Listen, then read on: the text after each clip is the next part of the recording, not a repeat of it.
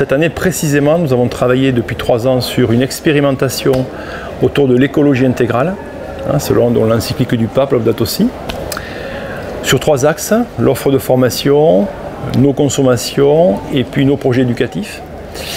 Et donc cette année va servir à synthétiser tout ce qui a été vu de ce côté-là pour pouvoir dresser nos orientations diocésaines sur les 5 années à venir. Voilà. Et écrire donc le projet diocésain qui se renouvelle tous les 7-8 ans et qui a vocation à donner du souffle aux établissements pour qu'eux-mêmes derrière déclinent leurs propres projets. Parce que ce qu'il faut bien comprendre, c'est que dans l'enseignement catholique, tout ne part pas, j'allais dire d'en haut, on est plutôt là pour animer, donner des orientations et ensuite, une fois qu'on s'est mis d'accord, c'est chaque établissement qui les décline avec son contexte, son public, son histoire, sa ressource humaine.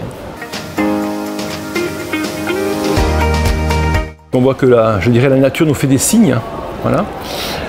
Et du coup, c'est essentiel pour nous aujourd'hui, puisque cette question de l'écologie, c'est un petit peu la question qui domine un peu les esprits, quelles que soient ses obédiences, ses opinions, voire son bord politique. Je crois que tout le monde y est sensible, tout le monde a compris qu'il fallait évoluer.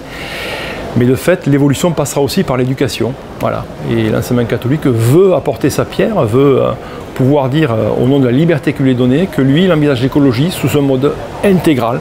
C'est-à-dire que l'écologie ne se fait pas simplement par la protection de l'environnement, elle se fait aussi par la protection des individus, la protection des groupes, la protection aussi de la relation à Dieu. Finalement, c'est une écologie qui veut intégrer à la fois la pensée sociale de l'Église, la pensée environnementale et qui se réfère à une nature qui est donnée. C'est-à-dire qu'on ne parlera pas chez nous de protection de l'environnement, on parlera de protection de la création, et en parlant de protection de la création, fatalement, on induit l'idée que la création a un créateur, et que la création est d'abord un don qui nous est fait, voilà, et dont on a le devoir à la fois de protéger, de prospérer, de profiter, mais de protéger. Notre diocèse est plutôt dynamique quant à son recrutement et prospère de ce côté-là. Les chefs d'établissement sont à leur poste, les adjoints aussi.